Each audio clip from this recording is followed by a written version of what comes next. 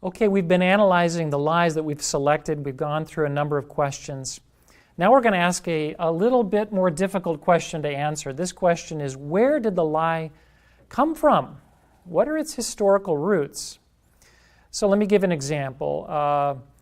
The lie, man is merely a product of purposeless process of evolution.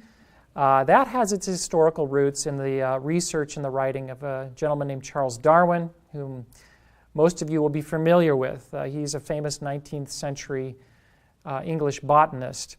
And he wrote a book, and it was called On the Origin of Species. And that book has since become a classic.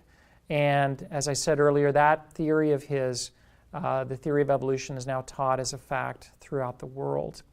So we can look at that lie and we can go back and trace its roots historically back to the writings of Charles Darwin and even further back to the kind of milieu that he was writing in at the time. As Darrow said when he was teaching the session, The Power of Story, ideas travel through time. They tend to originate with prominent thinkers, with philosophers, with religious leaders hundreds of years ago. Yet they can spread over time to impact entire cultures and civilizations. And this will tend to follow a certain process. These ideas may originate with individuals, but very often it will be artists and musicians who are the first to pick up on the new ideas, and they will begin to spread these ideas and to translate them. And from that point, the cultural elite, the leaders of the society, will pick up the ideas. They're leaders in institutions, education, business, government, and as a result, they will begin to institutionalize the ideas or the lies. And once they're institutionalized, once they become part of the fabric of a culture at that level, then everyone is impacted. And so everyone may be impacted by the ideas of a man who had died hundreds of years ago, and they have no idea that they're being impacted or influenced in such a way.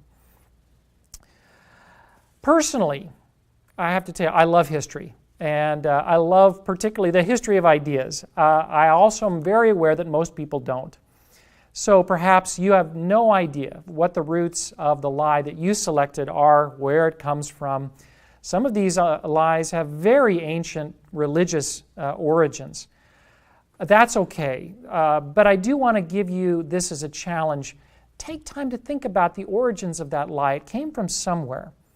And it does help us to counter the lies if we know something about its origins and how it has developed over time.